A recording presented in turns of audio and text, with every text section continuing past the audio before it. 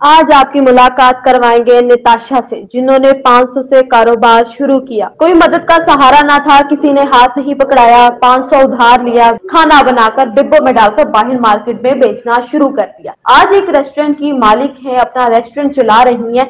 आखिरकार यहाँ तक कैसे पहुंची और कैसे यहाँ अपना कारोबार सेट किया, आपकी मुलाकात करवाएंगे नताशा से। अस्सलाम वालेकुम। वालेकुम अस्सलाम। निताशा कैसी हैं आप? अल्हम्दुलिल्लाह, आप बताएं। अल्हम्दुलिल्लाह मैं भी ठीक ठाक। मुझे ये बताइएगा, हमें पता चला है कि आपने जो अपना काम स्टार्ट किया वो 500 उधार लेकर स्टार्ट किया। वहाँ तब से लेकर अब तक जो है आपने किन किन मुश्किलात का सामना किया, ज़रा वो हमें बताइएगा।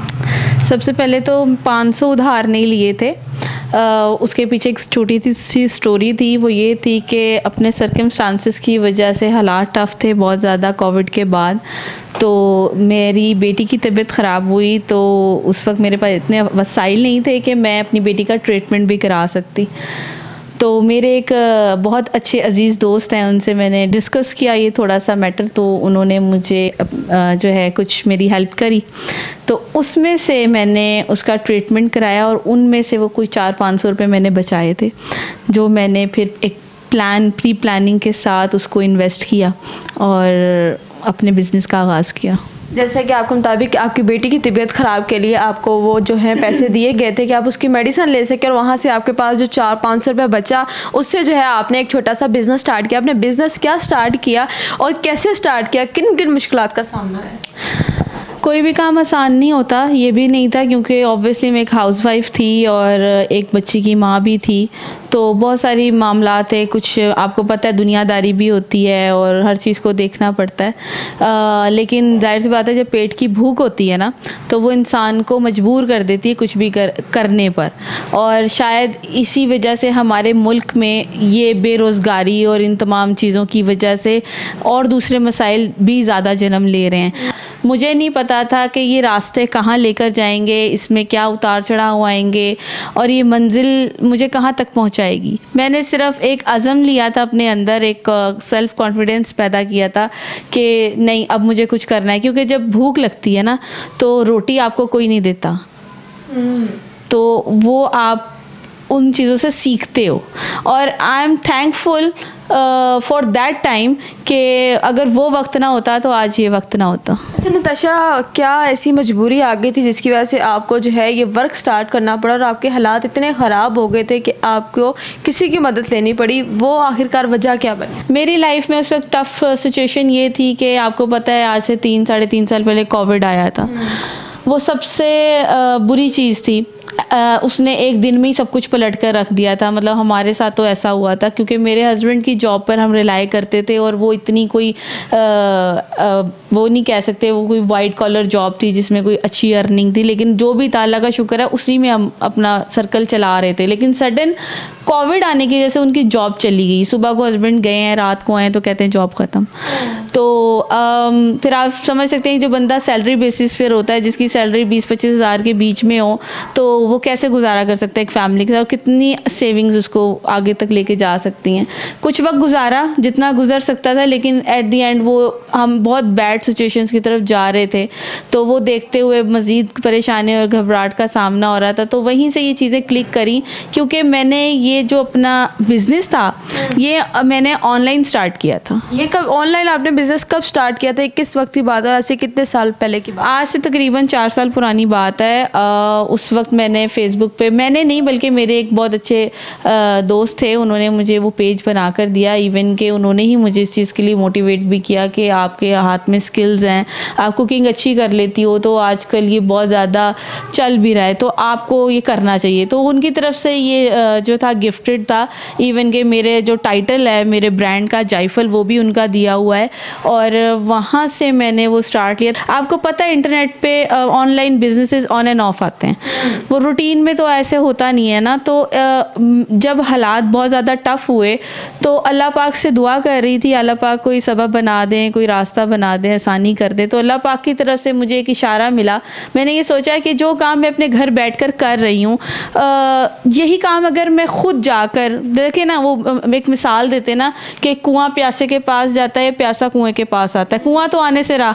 तो मुझे लगा मुझे प्यास लगी तो मुझे आगे बढ़ना चाहिए। मैंने बस थोड़ी हिम्मत करी, अपने हस्बैंड को थोड़ा पुश किया इस चीज़ के लिए कि हस्बैंड मान गए तो उन्होंने अलाउ कर दिया था इस काम के लिए? एक्चुअली बात ऐसी थी कि उनको पता ही नहीं था कि मेरे दिमाग में फतूर क्या चल रहा है। मैंने उन 500 रुपये में पहले तो एडजस्टमेंट की ना कि आपने जो आलू गोश्त फिर बनाया 500 का, उस कितने डब्बों में कन्वर्ट किया और बाहर जब लेके गई तो कहाँ सेल किया और कैसे सेल किया, कितने में सेल किया, कितनी अर्निंग जो है आपकी हुई उससे? मैंने 10 बॉक्सेस बनाए थे और उन 10 में से अल्हम्दुलिल्लाह 10 के 10 सेल हो गए थे। सेल हो गए। कहाँ जाके सेल किए थे, कैसे सेल किए थे, कैसे इंसिस्ट किया था कस्टमर को?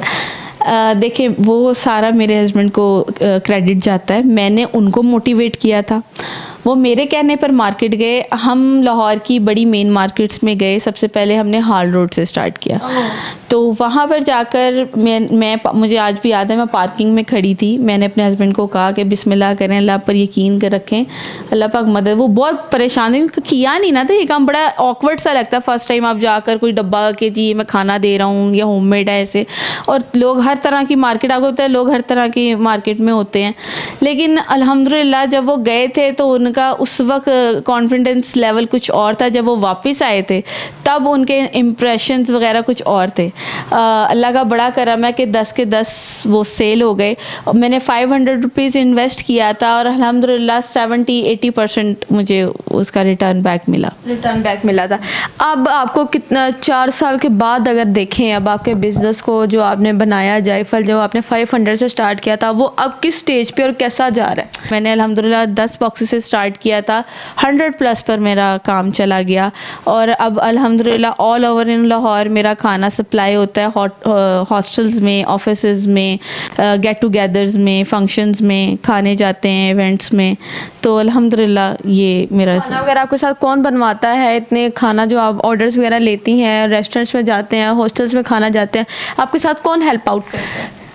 हेल्प आउट मैं आपको बता दूं कि ये फेस मेरा है, लेकिन इसके पीछे पूरा एक टीम वर्क होता है। वो टीम वर्क किस तरीके से होता है, वो मेरी फैमिली का सपोर्ट है, जिसमें मेरे हस्बैंड मेरे साथ शाना बशाना हमेशा खड़े रहते हैं। मेरी बहन है छोटी, वो मेरी बहुत ज़्यादा हेल्प आउट करती है। फिर मेरी बेटी छोटी 4 साल की है, लेकिन उसकी सबसे बड़ी मेहरबानी ये है मेरे ऊपर कि वो कॉपरेट करती है अपनी मामा के। 4 साल की बेटी ने का भी हाथ है आपकी कामयाबी के पीछे, तो वो कैसे को? देखिए ना, मैं इसको डिनाई नहीं कर सकती। छोटे बच्चों को माँ का वक्त चाहिए होता है, माँ की अटेंशन चाहिए होती है। जिस टाइम उसे अटेंशन की बहुत ज़्यादा ज़रूरत थी ना, तब मुझे पता है कि वो मेरे साथ होती थी और मैं उसे साथ ले लेके मार्केट्स में फिरती थी, घूमती थी, सुबह जाती थी, रात को आती थी।